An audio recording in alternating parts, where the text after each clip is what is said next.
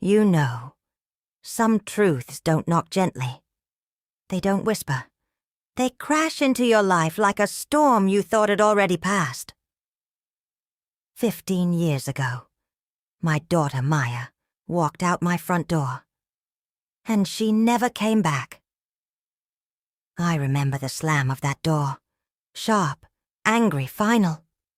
It echoed through every room like some kind of judgment, and for years, I believed I deserved it. People think a mother always knows what went wrong, but I didn't. I just carried the pain, like a stone in my chest that never softened.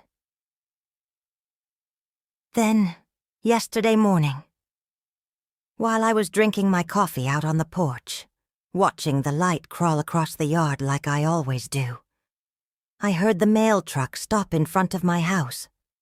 Nothing unusual. Just another day. Or so I thought. The envelope was white, clean, untouched by the world. My name written in handwriting I hadn't seen in so long that my fingers trembled just touching it. It was Maya's handwriting. For a moment, I just stared at it, afraid to open it, afraid not to. You ever feel your heart beating so loud, it feels like your whole body is listening to it? That was me, standing there on that porch, 60 years old, feeling like I was 20 again, holding something I wasn't ready for. I opened it slowly, like the paper might burn me. Inside was a single card. Mom, I'm getting married. I want you there. That's all it said. No apology. No explanation. Not even a phone number. Just an invitation. I sat down right there on the porch steps, the morning sun hitting my face, and for the first time in years, I let myself cry. Not the quiet kind. Not the proud kind. But the kind that comes from deep inside. The place where you keep the wounds you don't show anyone. I didn't know whether to feel joy, or anger, or fear. Maybe all of them. Maybe none. But one thing I did know. My daughter wanted me back in her life, even if just for one day. And that shook me more than her leaving ever did. Because to show up, I'd have to face everything I ran from, everything she ran from, and the truth we both tried to bury. This is the story of how a mother finds her way back to the child she thought she'd lost forever. Before I can decide whether to go to that wedding, I need to tell you about the day Maya left, because nothing makes sense without that day. She was 17, that dangerous age where a child feels grown, but still carries a heart made of thin glass. And I was a mother who thought tough love was the same thing as protection. Lord, I was wrong.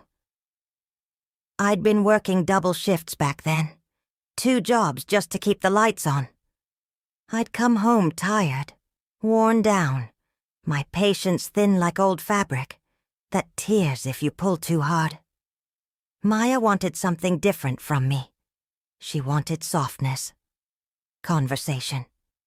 A mama who could sit at the edge of her bed and listen without counting the minutes. But that wasn't who I was then. I loved her fiercely, but I didn't know how to show it without sounding like a warning. The night everything broke. It started with a small argument, the kind we'd had too many times. She came home late. I accused her of things she hadn't even done. And instead of asking her what was wrong, I raised my voice. I remember her standing in the kitchen doorway, shoulders shaking, cheeks wet, breath trembling between anger and heartbreak. She said, "Mama, You don't see me. You only see what you're afraid of. I should have stopped. I should have looked at her. Really looked. But fear makes you foolish. I told her she was throwing her life away, that she wasn't ready for the world, that she needed discipline, and with each word, I watched something inside her close. She went to her room, packed a small bag, so small I didn't even notice at first. Then she walked out the front door, without looking back. I'll come back when you learn to listen. Those were the last words she said to me, for 15 long years. I stood there frozen, hand on the table, listening to her footsteps fade down the sidewalk. I kept waiting for the door to open again, for her voice to call out, "Mama, I didn't mean it." But the night stayed quiet, too quiet, like the house itself was holding its breath. I searched for her, police stations, shelters, every friend she'd ever known. Nothing. The world swallowed my baby whole, and all I had left was guilt that sat on my chest like a stone too heavy to move. They say time heals, but time doesn't heal what you refuse to face, and I ran from that pain for years, until her wedding invitation showed up on my porch like a ghost tapping me on the shoulder. Now I'm left asking myself, if I see her again, will she look at me with forgiveness, or with the memory of the mother who pushed her away? Speak. When Maya left, the world didn't end in some dramatic way. No storm rolled in, no thunder. Just silence. A long, stretching silence that filled the house, like a cold wind. I kept her room exactly the way she left it. Clothes folded, her old teddy bear sitting by the window, the scent of her lotion still on the pillow. I'd stand in the doorway at night, just to breathe in that fading trace of her. That room became a shrine, and a punishment. You see, guilt has a way of talking to you when the house gets too quiet. And Lord, my guilt! It spoke in a voice louder than any argument Maya and I ever had. Every morning, I'd wake up hoping I'd hear her footsteps in the hallway again. That old squeaky board near the kitchen. I swear I heard it 100 times. Sometimes I'd jump up thinking it was her. But it was just the house settling. Friends told me to move on. She'll call when she's ready, they said. Kids always come back. But they didn't know my daughter. And they didn't know me. Not really. Maya wasn't the kind to come running home, just because someone told her to. She carried pride deep in her bones, the same pride she got from me. And that meant our silence stretched longer and longer, until it felt like its own kind of grief. I'd pick up the phone sometimes, dial half a number, and then stop. What would I even say? Baby, I'm sorry. Come home? I didn't know how to love you the way you needed. Words felt too small, too late, too fragile. Years passed. Birthdays, holidays, Mother's Days that felt like reminders of everything I'd lost and everything I'd failed to be. Sometimes I'd buy her a gift anyway, a book she used to love, a scarf in her favorite color. I'd wrap it gently, then hide it in the back of my closet, like a secret I was ashamed to keep. You know, loneliness isn't always loud. Sometimes it sounds like dishes clinking in an empty kitchen, or the TV playing in the background, just so you don't have to hear your own breathing. But the hardest part wasn't the silence. It was the questions. Was she safe? Was she eating? Was someone hurting her? Did she hate me? Those questions carved tunnels in my heart that never quite closed. Sometimes at night, I'd whisper into the darkness, "Maya, wherever you are, I still love you." Not loud, not desperate, just soft enough that maybe, somehow, she'd feel it. But life kept moving, whether I was ready or not. Bills had to be paid, work had to be done, and little by little, the world built walls around the ache in my chest. Until yesterday, when her wedding invitation arrived and shattered all those walls, like they were made of glass. Now the silence between us feels alive again. Heavy, waiting, asking me the question I've avoided for 15 years. Am I brave enough now to face my own daughter again? Speak. Name, Jane Doe. The night after I opened Maya's invitation, sleep wouldn't come. I tossed, turned, stared at the ceiling, like it was supposed to give me answers. I kept asking myself the same question, over and over again. Am I ready to see her? Ready to face the woman she'd become? Ready for the questions, the hurt, the truth? Around 3 a.m, I finally sat up in bed and turned on the little lamp by my nightstand. The light was soft, warm, almost gentle, the kind of light I wished I'd been when Maya was young.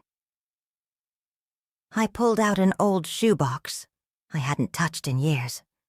Inside were pieces of her, memories I held on to, even when she didn't hold on to me. A photo of her at age 10, missing 2 teeth, smiling like the world had no sharp edges. A birthday card she made in 5th grade, full of glitter, that still falls out every time I open it. A small bracelet she crafted with colored beads, the kind only a child could make, and believe was precious. It was precious to me. I held those things in my hands, like they were pieces of a puzzle I'd spent 15 years trying to solve. Who was she now? Did she still smile like that? Did she still love art, or books, or thunderstorms? Did she still think of me when it rained? The wedding invitation sat on my dresser, staring back at me, like challenge. I picked it up again, running my fingers over her handwriting. Older now, steadier, a woman's handwriting. And suddenly, something inside me shifted. I wanted to see her, not just for her, for me, for the part of my heart that had been holding its breath for too long. So the next morning, I walked into town to buy a dress. Now look, I'm not the kind of woman who spends hours in clothing stores. But this felt different. This wasn't about fashion. This was about showing up as the mother I hoped to be, the day she left. The clerk asked, "Special occasion?" I swallowed hard, felt my voice catch in my throat, and whispered, "My daughter's wedding." Her smile was warm, kind, and somehow that kindness almost broke me. I chose a simple navy dress, the kind that didn't shout, didn't demand attention, but held its own quiet dignity. The kind I hoped Maya would accept as a peace offering, without a single word spoken. Walking home with the dress in my hands, I felt something I hadn't felt in years. Hope. Hope that maybe, just maybe, the distance between Maya and me wasn't permanent. that the silence might finally break. But hope is a delicate thing, and as the wedding day drew closer, a new fear crept in. What if she didn't really want me there? What if the invitation was just obligation? Or guilt? Or worse, a test I wasn't ready to pass? Still, I knew one thing for sure. I'd rather face the pain of the truth than spend the rest of my life wondering what could have been. Speak. The morning I left for the wedding, the world looked strangely calm. Quiet streets, soft light, like life itself was holding its breath with me. I packed light, just a small suitcase, the navy dress, and the old shoebox I wasn't brave enough to leave behind. I don't know why I brought it. Maybe I thought Maya might want the pieces of her childhood back. Or maybe I just needed them close to steady my heart. The bus station was nearly empty. A few travelers, a man asleep on a bench, a woman arguing on the phone. Ordinary people living ordinary lives. But me? I felt like I was walking toward the edge of a cliff I'd been avoiding for 15 years. When I boarded the bus, I took a window seat and pressed my palm to the cool glass. The engine rumbled, the bus lurched forward, and just like that, I was on my way back to a past I never thought I'd face again. The road stretched out long and winding. Trees blurred past. My reflection stared back at me in the window, older, softer, a little tired, but still holding on. I wondered what Maya looked like now. Did she have laugh lines? Did she twist her hair when she was nervous, the way she used to as a girl? Was she happy? Somewhere around the second hour, an older man sat beside me. Kind face, warm eyes, the kind of stranger you somehow feel safe around. He glanced at my hands, still gripping the invitation, and asked gently, "You headed somewhere important?" I hesitated. The truth felt heavy on my tongue, but something in his voice opened me up. "My daughter's wedding," I whispered. He smiled, a slow, knowing smile. "Weddings are second chances," he said. "For them, and sometimes for us." Those words settled into my bones, like warm light. Simple. True. Exactly what my heart needed. When the bus stopped for a short break, I stepped outside, breathing in the fresh air. My hands were shaking, not from fear alone, but from the weight of everything this moment meant. I walked a few steps away from the crowd and whispered a small prayer. "Lord, give me the strength to walk into this with an open heart." The wind brushed against my cheek, almost like an answer. When we finally got close to the city, where Maya's wedding would be, my chest tightened. Every mile felt like a question, every turn like a memory, waiting to rise up and grab me. I watched the city skyline appear, tall buildings, bright signs, life moving fast, in a way I wasn't used to anymore. That's when it hit me. Maya had built her whole life without me. Friends, love, a home, a future. And I was just a guest now, a visitor in a life I once believed I would guide. But even through that ache, another feeling rose slowly inside me. Soft, trembling, but real. Gratitude. Gratitude that she'd reached out. Gratitude that the door wasn't fully closed. Gratitude that despite everything, this journey was happening. As the bus pulled into the station, I steadied myself, placed a hand over my heart, and whispered, "Maya, I'm coming. Speak." When I stepped off the bus, the air felt different, sharper, louder, full of the kind of energy you only feel in a big city. Cars rushing by, people talking fast, bright lights blinking like they were alive. And me, standing there with my small suitcase, feeling both too visible and completely invisible at the same time. Maya's address was written on the back of the invitation. A clean, simple handwriting. Steady, grown, confident. Nothing like the hurried notes she used to leave, on the fridge, when she was a teenager. I traced my finger over the address and whispered to myself, this is where she built her life. I grabbed a cab. The driver talked the whole ride. Something about weather, traffic, and how weddings make the city busier. I nodded when I needed to, but my mind was somewhere else entirely. With Maya. When we turned onto her street, I felt my heart climb right into my throat.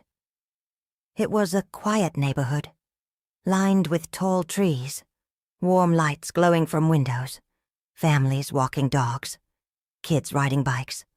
A good place. A safe place. She chose well. The cab stopped in front of a small apartment building. Clean. Modern. The kind of place that says, I've made something of myself.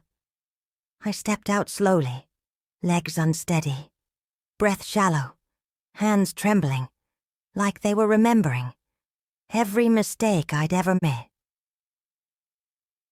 I stood on the sidewalk, staring up at the building, imagining her inside, laughing with friends, cooking dinner, planning her life, a life I'd never seen, a life she never shared with me.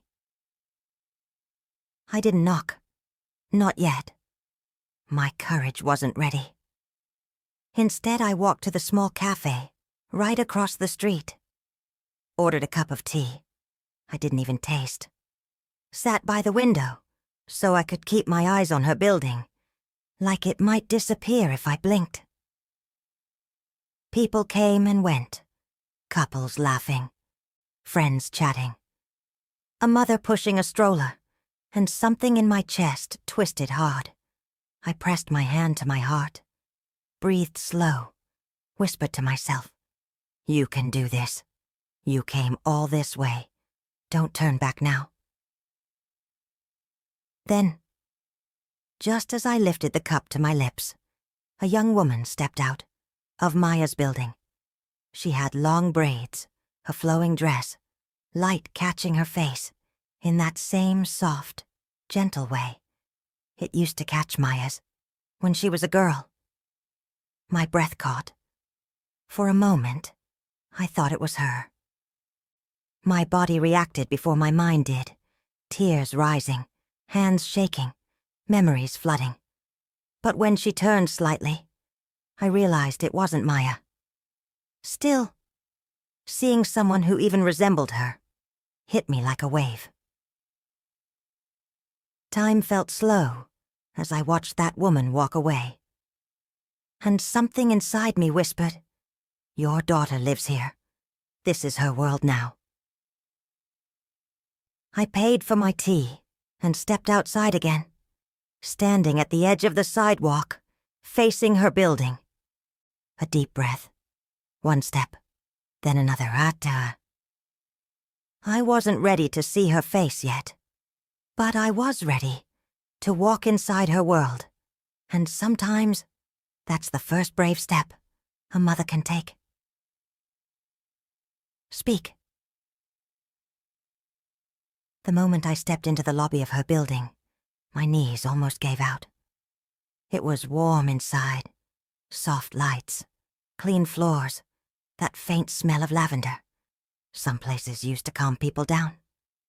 Lord knows I needed calming.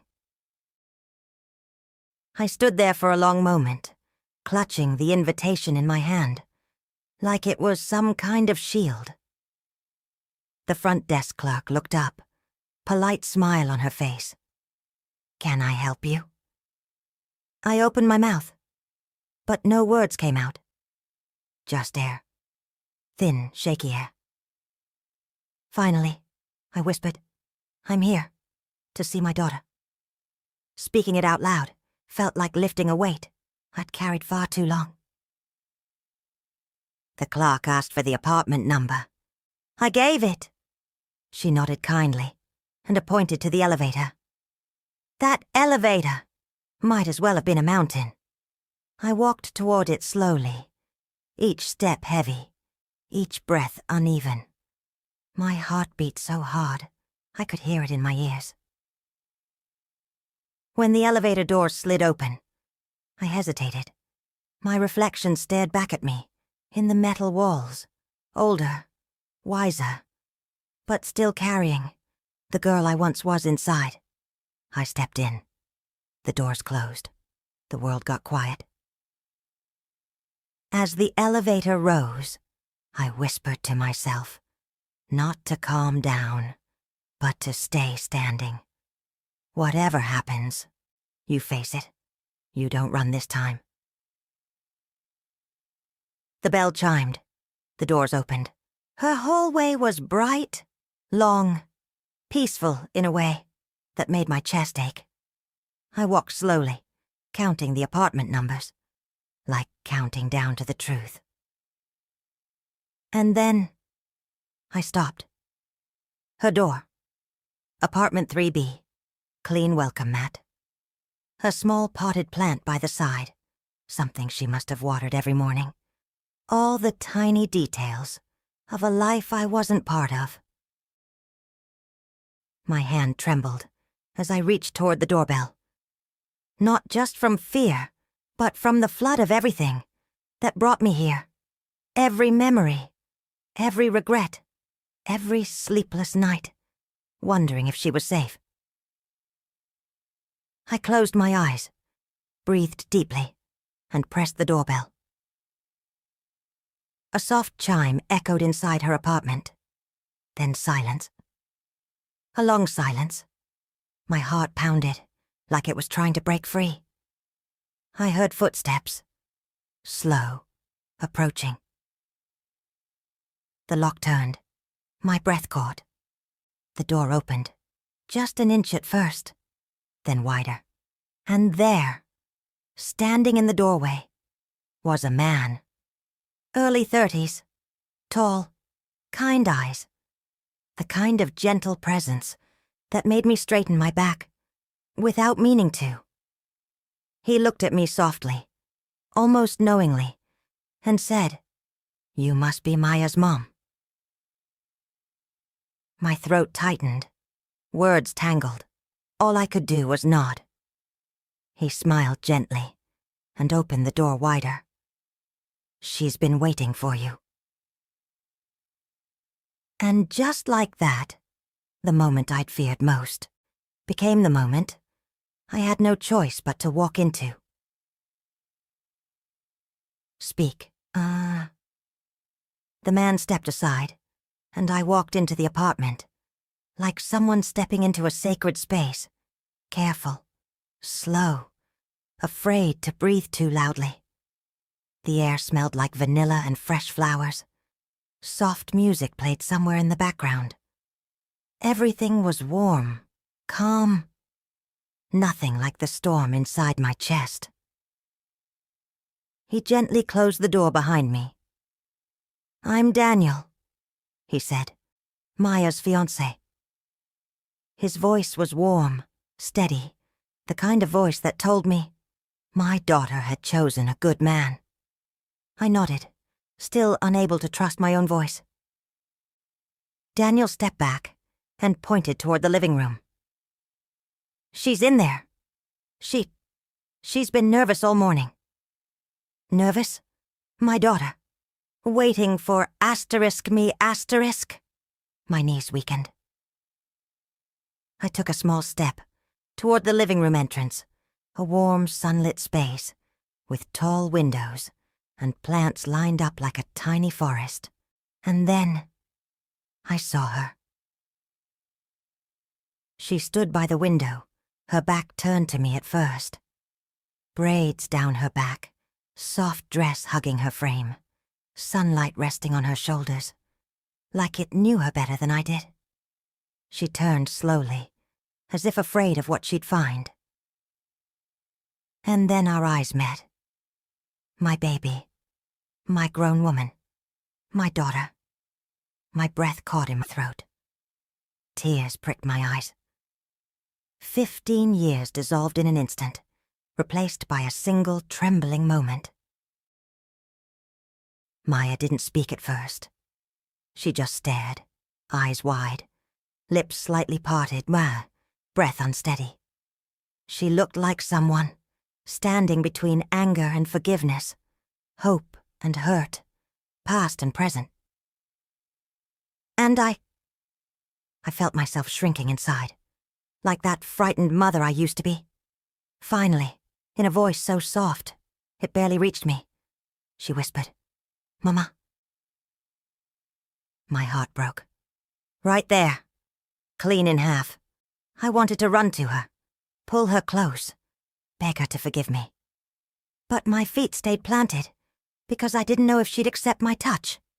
So instead, I whispered back, "Yes, baby, it's me."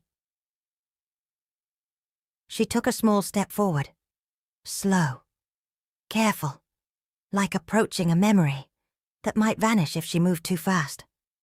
Her eyes shone with tears. Every emotion she'd been holding seemed to ripple across her face. Anger, relief, hurt, love, all tangled together. "You came," she whispered. I nodded, swallowing the ache in my throat. "Of course I came." I didn't know if you would," she said, voice trembling. "Baby," I whispered, hand clutching my chest. "I wanted to come every day for 15 years. She blinked, tears rolling down her cheeks, before she could stop them. And then she took one more step, then another, and suddenly she was standing right in front of me, close enough to touch. But she didn't reach out, not yet. She just looked into my eyes, like she was searching for the mother she used to know. "Mama," she whispered, voice breaking. "I don't know how to do this."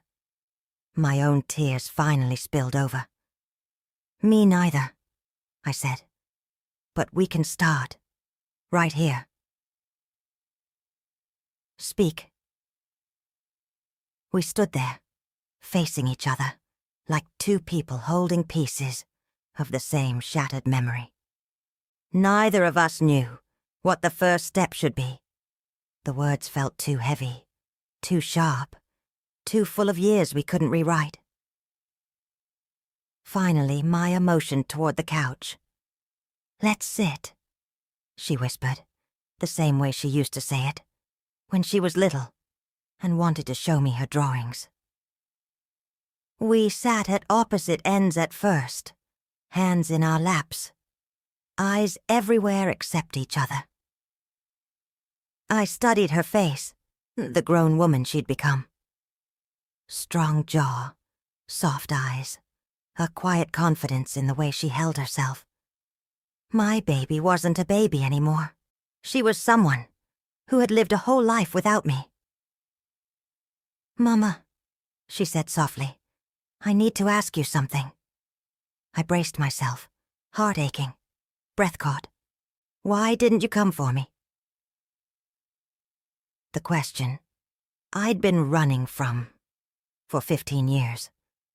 It sliced through me, cleaner than any blade. I closed my eyes, breathed in deep, and told the truth, the whole truth. Because I was ashamed. I thought I'd failed you. I thought you hated me. And I didn't know How to fix what I broke. Maya's lips trembled. She looked away, eyes shimmering with something between hurt and understanding. Mama, I wasn't trying to leave forever. I was angry. I just needed space. Her next words were barely a whisper. I waited for you. My heart collapsed. I leaned forward, hands shaking so badly, I had to hold them together. Baby, I didn't know. I thought you didn't want me anymore. Tears rolled down her cheeks. She brushed them away quickly. Proud, stubborn, just like her mama.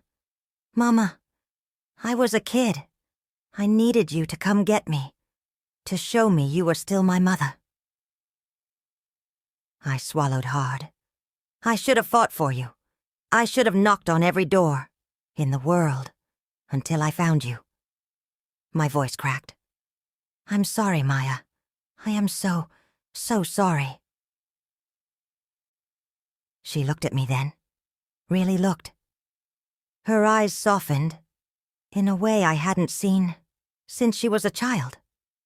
Mama, I don't want to live in the past anymore. She wiped her face, took a shaking breath.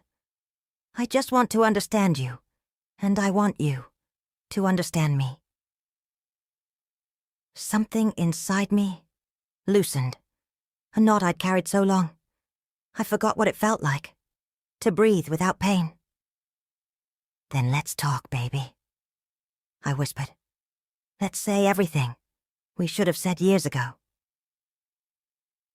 And for the first time, in 15 years, we talked, not like strangers, not like enemies, but like two broken hearts trying to stitch themselves back together, one truth at a time. Speak. The morning of the wedding felt like waking up inside a dream I wasn't sure I deserved. Light filtered softly through the hotel curtains. The world was quiet, almost holy. My heart beat slow, steady, like it finally understood.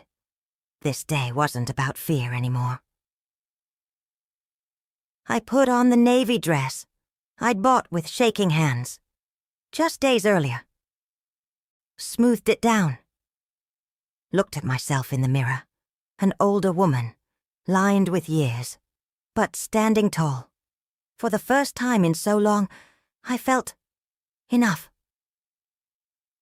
When I arrived at the venue, I saw Maya standing outside, bouquet in hand, veil flowing softly around her, glowing in a way only a bride can.